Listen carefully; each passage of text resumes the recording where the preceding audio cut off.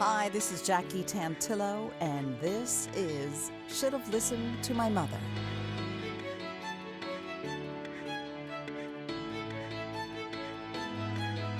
I'd like to start off this episode sending a big thank you to all of my listeners because we have quite the international following. People all over the world.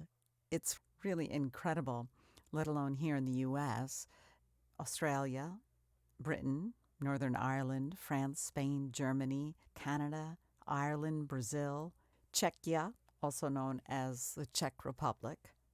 All over the world, we're connecting by listening and sharing stories about our moms. And hopefully these conversations shed some new light on your relationship with your mom, or can help you as you're starting the journey to become a mom for the first time yourself. I'd also like to send out a big thank you to KPPQ LP in Ventura, California. You can listen on 104.1 FM, also stream on my Tuner app and on capsmedia.org/radio. I'd like to introduce you to my guest who is willing to share with us her story, her love affair with her adoptive mom. And she's going to go through the process with us a little bit and explain the significant role that her adoptive mother plays in her life versus her biological mother. And please keep in mind that this is just one person's personal experience with being an adopted child. Lisa Barnett, welcome to Should Have Listened to My Mother. Hi. Thank you for joining me. Oh, thank you for having me. As I told you in our, little pre-production chat, I didn't want you to tell me much about your life experience because I wanted to explore it during this podcast, Should Have Listened to My Mother. You're an adoptee? Yes, I am. I was adopted when I was a baby. I was 6 weeks old. And my mother's name was Rosemarie Valdez. Is this your birth mother? That's my adoptive mother. Okay. I do have a relationship with my birth mother. I found her when I was around 27. And do you want to mention her name? Her name is Elizabeth Rooney. And I do have a relationship with her. But I make a real distinction between when I say my mom, I'm talking about my adoptive mother. It's the one that raised me and the one I really had that relationship with. I do have a good relationship with my birth mother, but it's, I don't know how to describe it. It's more like someone I'm related to. I feel like probably other people feel this way about an aunt or, an elderly cousin or something that, you're related to them, but you didn't grow up with them. So you have that blood connection in there somewhere, but not a significant relationship. Yeah, I would say we're just not that close. I've actually I had a sister that I discovered, and that sister when she had her baby, my niece, a few years ago. I feel like I've spent more time with her because we all have bonded over the baby, and I explain to people that sometimes she feels like my sister's mother, because she raised my sister, and I almost forget that I have a primary relationship with her, if that makes sense. Where were you born? I was born in Queens, New York, and I was adopted in New York City, and then soon my family moved out to Millwood in Westchester, and lived there till I was. We moved around quite a lot, so we moved to Kentucky, and then we moved to California a few years later. So. And then I lived briefly in Texas, and then I lived with my aunt for part of the year, and then my family moved to England. So for my father's job. So and then I lived in London for 6 years. Then I moved back to California, finished high school in California. I went to college in California, and I've moved around a lot.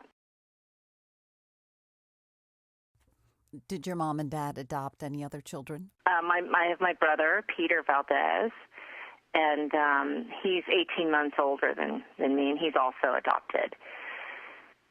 And we're still very close. He now lives in Baltimore. And I don't get to see him as much as I would like, but we communicate a lot. When did your parents talk to you and tell you that you were adopted? Oh, I always knew, almost before I could say it. And in fact, they said I was like, I'm adopted. Like before I could even say the word. I have to explain, my father was Hispanic. My maiden name is Valdez.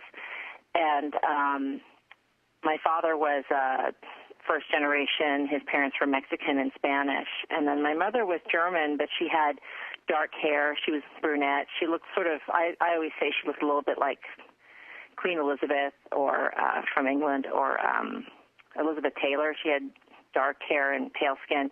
But I didn't look anything like them. I'm blonde, and I was like I had that white towhead blonde hair when I was little. Mm-hmm. So I looked very different from my brother and from them. So I think I would have figured it out quickly anyway, but they were very open about it. It was very much about part of my identity.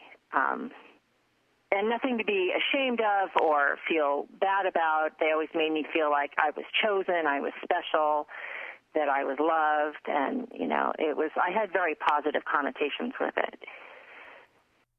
Even though you knew you were adopted, did you understand that there was a woman out there that gave birth to you that gave you up for adoption? Like that conflict? I did. I mean, when I was younger, it was my biggest fear that someone would come and take me away. The thought that someone who was a stranger to me would come and lay claim to me or something. That was because, when you see it on TV shows or, I don't know, I mean, my notion of that was, somebody could come and act like they have a prior claim on me and that I would be taken away from everything I knew. That was like a fear underneath it. And then, I mean, my feelings sort of evolved about it. I remember seeing Annie when I was 11 or 12, and Annie is supposed to be 11 or 12 in the I saw a production, a theater production, and I really, it resonated with me that, she sings maybe, and she's imagining these other parents, and that resonated with me, and I hadn't thought about it too hard, but I remember crying during that, and it was a big hit show, and anyway, so I remember that striking a chord for me, but I wasn't really, I don't know how to describe it. I felt like I had my family, and I knew who I was, but it wasn't until I became an adult and thought about having my own children that I thought about actually looking for my birth mother. Why do you think that finally was the appropriate time for you to find your mom? I just think after I was about 25, I thought, well, if I had a child now, I don't know what I would tell them about where I'm from, sort of genetically. And, when you think about having children, you think about what they might inherit or, things like that. So that's when I felt like I should know. Initially, it was sort of more that than anything else. And just wanting answers, I thought, if they have questions, what would I tell them? And wanting to find out more about that side of it, just sort of the biological side. And because there's always that question. So I So then I thought it might take a very long time. You hear stories about it sometimes because you have a certain amount. I was adopted through an agency, and the records are sealed, and you're given a new birth certificate with your adoptive family's name on it, and then there's really no, you don't. We didn't have an open adoption, or I was born in 1967, so. There's no like legal way to do it. There's no real way to do it. And once you're an adult, I went to the adoption agency I was adopted through, and they said you could leave a letter here, and if she ever gets in touch, we could give it to her. But that was unlikely to happen. And I think there's a registry, and then I ended up using a search organization that helped me to find her. And it didn't end up taking that long. This is amazing. You have quite a story to share with us. How about if we have you back another time and we can pick up about your birth mother, and we spend this episode of Should Have Listened to My Mother to your mom, Rosemarie Valdez, the mom who raised you and took care of you. Did your mom ever work? She worked. She used to work for Pan American. Actually, she wasn't an airline. She wasn't a stewardess. She was. She worked in the airport, I believe. But she had. She got traveling. She got free tickets. And her and my father, before they adopted my brother and myself, they traveled a lot, because they just took advantage of that. But at the time, in the mid-'60s, once, and also when as an adoptive mother, she like stopped working when she adopted my brother. What were the kind of things that you would do with your mom at home? Did she cook a lot? Did she? Yeah, was she an artist? She really took on the role as a stay-at-home mom. She had, because she tried to have children for at least 10 years before she adopted my brother. They think it might have been, they didn't really know. They had infertility. They didn't really know what the reason was. And so when she finally was a mother, she really embraced that role. So she was a stay-at-home mom. Your mom was completely devoted to raising you and your brother for a number of reasons. Did that impact how you raised your children? Oh, a lot.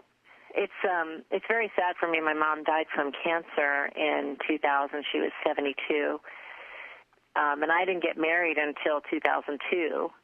She did meet my husband, but we weren't engaged yet at that point. So she never met my kids, and but I remember when I had my daughter, I remember walking around and thinking, wow, she didn't get very much notice, and suddenly she had a child, an infant, to take care of, and I walked around with my daughter when I brought her home, and I was like, oh, my God, I can't imagine, like, one day to the next, suddenly having a child to take care of that way. The phone rings and says, we have a baby.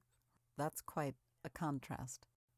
Yeah, so my daughter is 17 months older than my son, but I have a boy and a girl, and then my brother and I are 18 months apart. So it's a very familiar dynamic for me, having kids close in age and having one be a boy and one be a girl. There's a lot of similarities. My brother was the older one, and my brother and I have a very different relationship than my kids have, but there's also a lot of similarities. So it's very familiar. And she used to say, oh, when you're a mother, you're going to understand. And now I roll my eyes skyward and say, I get it now. I get it, because it can be hard. And I've been a stay-at-home mom. It was very important to me I also waited a long time. I had my kids at 36 35, 36, and 38. So, waited a long time to meet the right person, and we started having kids almost right away, but I got married on the late side, so I was like, the clock was ticking. But I think of her a lot, even now as teenagers. I think, how was it with us? And in some ways, I was growing up really in the 70s and early 80s, and I think parenting at the time was a lot more laissez-faire, and my mother was European, so it's funny, I think I'm much more of a helicopter parent, and that might be somewhat generational. You said your mom was German? Yes. I was never taught German. It was a shame because she could have taught us German, and my father's first language was actually Spanish, so we could have been trilingual without even trying too hard. But the thing is, my mother didn't speak Spanish, and my father didn't really speak German, so they were like, her attitude was, they're Americans, and so we spoke English as a family. So when you see, sense, and feel your mom, her face pops into your mind. What's a vivid memory of her? My childhood memories of her were that she was very glamorous. If she was going out to dinner with my father, I would watch her getting dressed, and I would, walk around in her heels, and I had this kind of, like she was a movie star, I had this feeling that she was very glamorous and elegant. And then, we butt heads as when I was a teenager, but she was always very available. One of my fondest memories is coming home when we lived in England. So we moved there. I was in 6th grade through 11th grade, and I'd come home, and she had this little office right off of our entranceway, and I would sit there, and we would have tea, and I would tell her about my day, and so that's probably one of my fondest memories, is just feeling like I could tell her anything that was going on. So would you ever talk about a crush you had on a boy, or was it not that kind of an open relationship between you and your mom? Yeah, no, I could talk about it. I felt like she had very old-fashioned ideas about romance. But I definitely think she would say, she would encourage me to not really play games, but, kind of play hard to get, and things that, I was like, that's so old-fashioned, and so we would argue about ways to go about it, but she would say, you have to look at the way a guy behaves, not what he says, and I always kept that with me. I love that. Yeah, because she would say, a guy can say he loves you all day long, but if he stands you up or lies or, doesn't show up when he's supposed to, then he's not trustworthy. So, and my husband is a man of few words, so I take that to heart. See, it's amazing. Mom is still talking to you from way back then when you picked your future husband. No, absolutely. And another thing I wanted to say, she was very different from my father because he was Hispanic and he grew up in New York, and she was European and had grown up in Europe, and they hadn't known each other very long when they got married. And she said nobody gave them. They all thought, they got married really quickly. It's not going to last. But she said, Lisa, it doesn't matter where you come from. It matters where you're going. And she said, we came from very different places, but once we got married, we were like train tracks, and we were heading in the same direction. And I always thought that, because she said, you don't have to have everything in common with someone. But she said, we had the same values and the same things that we wanted out of our life, and they had a long, successful marriage. What was it that sparked between them if they were so different? They had common interests, or what was it that made it exciting for them? I think my father was very ambitious. He always valued education, and he was very much a self-made man. And I think she saw that in him. I think she saw he was like a diamond in the rough, and I think he probably liked her elegance and her sophistication, and she really, he rose the ranks in sort of corporate America, and they would go to these dinners, and he would say, "What fork do I use?" And she knew all the etiquette, and even though she had grown up, her family had struggled. They weren't necessarily very well off, and it was the Depression, in Germany. But I don't know. She still had this, and maybe just because she was European, she seemed to possess all this style, and so I think they knew that they were stronger together in that way. And she was absolutely one of those strong women behind the man that really made his career, really guided him. I really felt like they were a team when we moved, it was always a strategic move for his career, that it was important for our family, that, they didn't want to just uproot us for no reason, but it was important, and they made those decisions together. That's great. That's very important. Did your parents' relationship have a big effect on you of how you chose this person that you decided to marry? Oh, yeah, a lot. My father passed away when I was in my early 20s, so he wasn't alive at the time. But I remember when my mom met him, she said, "He reminds me a lot of your father." And I know what she meant, because it's not that they looked alike, but my husband's also a self-made man, and he actually is a professor, and he put himself through school, and a lot of the same drive. So there's a lot of the same dynamics, I think, between us. I think about it a lot, and it's strange, though. I wish I could share more of that with her, because I discovered those things after she passed away. Did your mom have any fears? Yeah. She had grown up, she was a teenager during the war in Germany, but she was very afraid of something like that happening again. I always wonder what she would have thought of politics in the time since she's passed away, but she was always afraid of another dictatorship looming. And she had grown up poor, so she was always afraid of financial hardship. My father did very well, and they had a good life, but I think she always knew how things can change so quickly. Would she be the first person you would run to if you needed comfort and a hug and someone to calm you? Oh, absolutely. Yes, very much so. And I think that's one of the hardest things when you lose your parent, I think, is, sorry, I'm getting a little emotional, but you think, well, that person is gone for you, that person who makes you feel safe, who makes it all okay.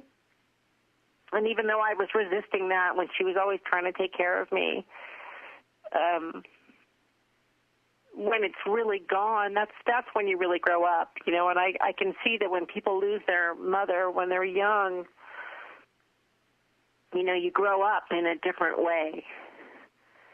So, and especially when you lose your second parent, because my mother, my father had died some years before. So, I was in my 30s, but I was like, okay, I'm the adult now. When you're you're one of the older people now. You've got to be the you've got to be the adult now. It's like, because I think, as long as your parent's still alive, you're always their child, even if you're an adult. Lisa Barnett is my guest. One should have listened to my mother. I'm Jackie Tantillo. And I have one last question for you, Lisa. Are you who you are today because of or in spite of your mother?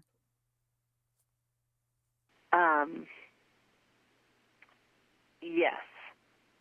My adoptive mother, yes.